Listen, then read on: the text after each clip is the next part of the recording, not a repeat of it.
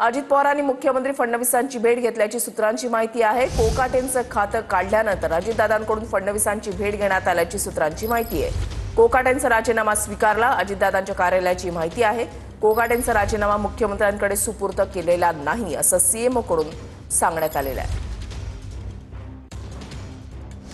मंत्री कोकाटेंवर मुख्यमंत्र्यांची कारवाई, खातं काढलं। कोकाटेंचं क्रीडा खातं आता अजित पवारांकडे सोपवण्यात आलेलं आहे। सदनिका गैरव्यवहार प्रकरणामध्ये 2 वर्षांची शिक्षा मिळाल्यानंतर फडणवीसांनी कोकाटेंचं खातं काढलेलं आहे। माणिकराव कोकाटे आता बिन खात्याचे मंत्री आहेत। माणिकराव कोकाटेंनी अजित पवारांकडे राजीनामा सुपूर्द केला आहे।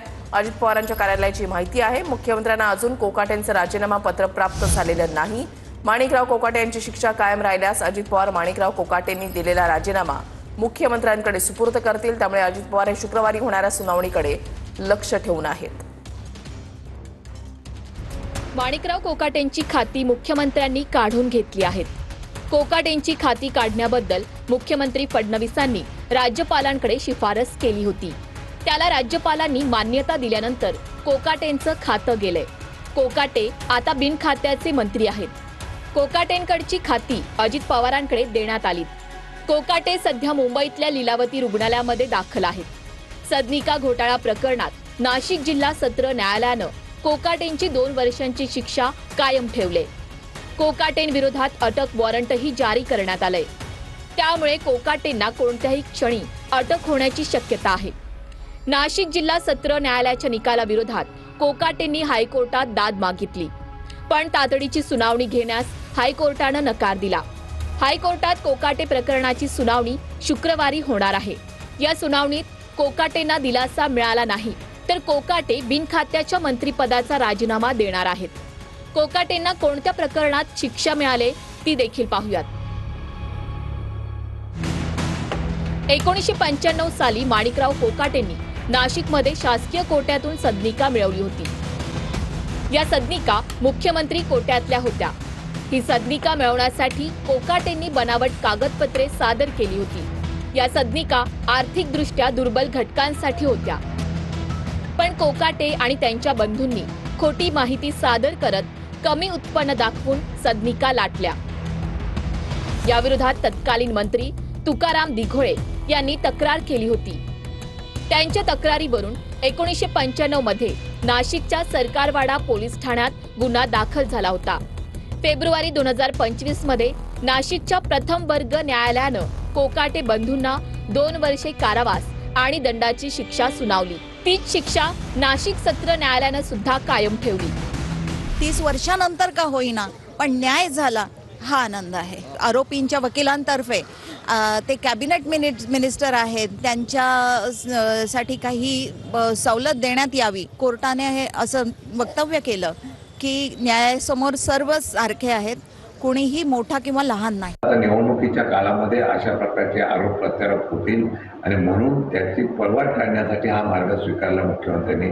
मुख्यमंत्र्यांचं सरकार चालवायचं मुख्यमंत्र्यांना आणि मुख्यमंत्र्यांना सरकार चालवण्याच्या संदर्भातला निर्णय घेत असताना आपल्या बरोबर असलेल्या पक्षाला सांभाळण्याची तारेवरची कसरत करावी लागते।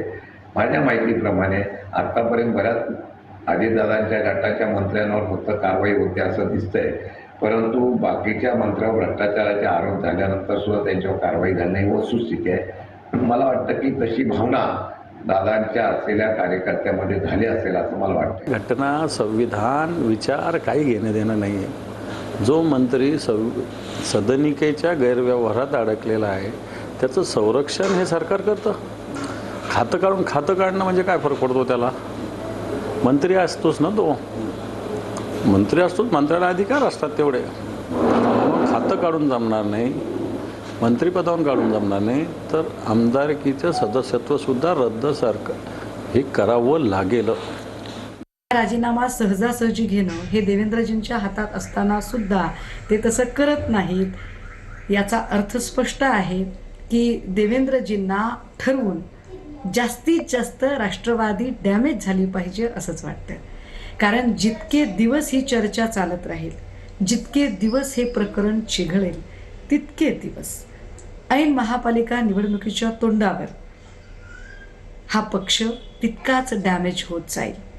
मुळात महायुतीची अशी काय मजबुरी आहे की महायुतीला वारंवार असे सगळे करप्टेड लोक मंत्री म्हणून लागतात.